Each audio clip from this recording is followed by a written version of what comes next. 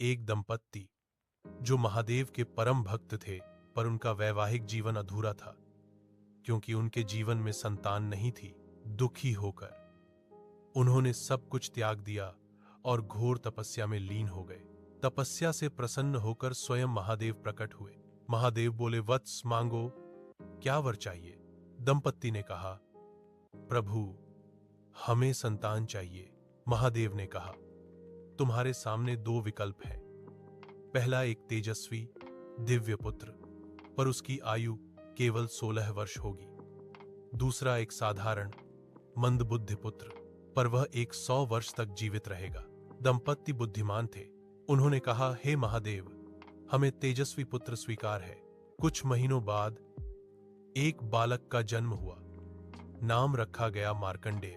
बालक बचपन से ही अत्यंत बुद्धिमान, तेजस्वी और शिव भक्त था। जब वह 16 वर्ष का हुआ, माता पिता ने उसे सत्य बता दिया।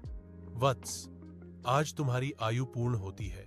मार्कंडेय मुस्कुराया और सीधे शिवलिंग के सामने ध्यान में बैठ गया।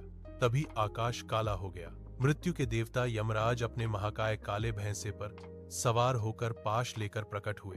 मार्कंडेय ने शिवलिंग को कसकर पकड़ लिया और हृदय की गहराई से पुकारा, महादेव रक्षा करो। अचानक उसी शिवलिंग से प्रचंड, विराट और रौद्र स्वरूप में महादेव प्रकट हुए।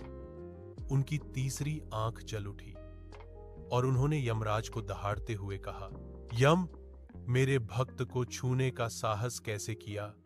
महादेव ने यमराज को परास्त किया और कहा, यह मेरा भक्त है, इसे अमरत्व का वरदान प्राप्त होगा। महादेव ने मार्कंडेय को अत्यंत दीर्घ आयु का आशीर्वाद दिया। जो महादेव के शरण में जाता है, उसके जीवन में कभी अभाव नहीं रहता, केवल और केवल प्रचुरता रहती है। हर हर महादेव।